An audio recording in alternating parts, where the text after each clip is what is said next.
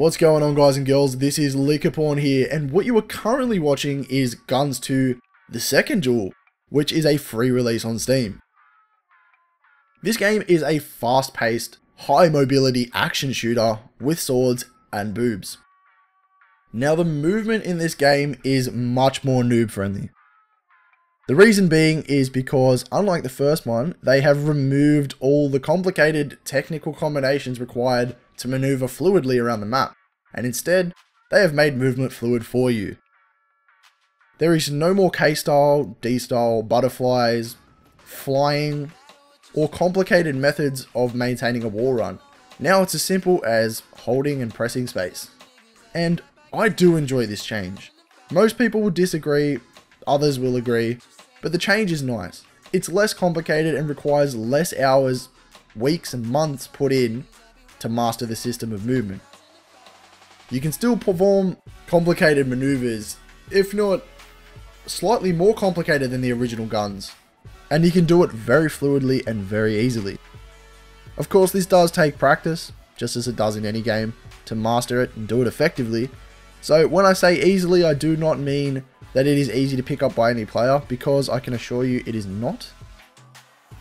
I mean this as it is much more noob friendly, and the time required to pick it up is considerably less than GunZ 1. And by that I mean a couple of days to a week for a skilled player, rather than a couple of months in GunZ 1. Now, what you are watching is me playing Rena, the Shadow Dancer, and she's based on extremely high mobility and combos. She's a very somewhat stealthy class, and you know, she's like your typical assassin, typical rogue style gameplay, which is how I like to play my characters in most games. Now, the two main abilities you get with her are her decoy and Shadow Dance. Now, Shadow Dance is her final, or let's call it her massive ability. And what this is a massive flurry of her swords, in which you're locked out of dashing or changing weapons, but you can move. And basically this just fucks up anyone you walk through. Her main ability, which only costs 1 Z point, or Z point, or whatever it's called. It only costs 1, and this is her decoy, and this just fits her class perfectly. Basically, it just leaves the decoy of the character model, allowing her to go invisible, and it also says invincible. And this is great. It allows you to reposition yourself, get yourself out of sticky situations, especially when there is a Max or an Ivan on the other team. Now, Ivan is the sniper, and Max is the massive shield guy. And Max is just a human wall. Essentially, he can't be knocked up, and when he has his shield or his flamethrower out, you're pretty much screwed if you're in range of him. What decoy allows you to do is get yourself behind him and start attacking, staying safely out of the range of his fire. Same thing with Ivan. If there's a pesky sniper on the opposite team, you can throw your decoy, disappear somewhere into shipping containers or around walls, make your way up behind him, and mess him up. Now, she is one of the more complicated classes to play in regards to the skill curve, but she's extremely fun. If you're used to a squishy character, then you will enjoy her. I believe she has the fastest jump dash in the game. Not the longest, but the fastest. And I think she runs a little bit faster than most characters, but I'm not sure. I'll have to double check on this. But yeah, if you're into this kind of playstyle, then she's great to play. She doesn't have extreme range capabilities. Her weapons are SMG, dual pistols, and dual daggers. So she lacks the range ability that the other classes have. And that's why the skill curve in learning her is a little bit higher than other classes. You have to be up in people's faces, and in a game like this, that's extremely dangerous.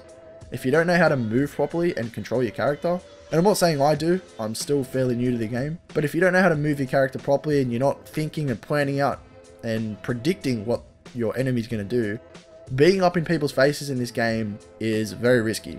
You will more than likely die instantly with Rena. With that being said, she's extremely enjoyable, really fun, and she fucking rapes face when you know how to play her. Now, this game is a really fun game. I do believe that it has a pretty high longevity factor. I do think it'll be around as long, if not longer, than the original GunZ. And if they continue making improvements on the game, it could be near perfect. This kind of shooter is great if you like quick and fast-paced action. I would highly recommend downloading it off Steam. You probably won't be disappointed, but I can't make any guarantees. You know, the only real downside to this game is the hosting factor. And the game usually tends to pick the host with the fastest internet, but sometimes, and I'm not sure if it's not properly optimized, but it seems like sometimes it picks a really horrible host, and that's not the main issue.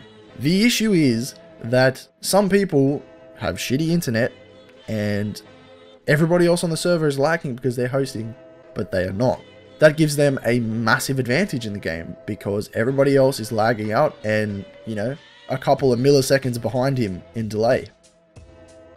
So people will abuse their laggy internet and being host and will refuse to change host. What they do need is to implement a system that allows you to vote to change host, and that'll pretty much fix what problems there are in this game.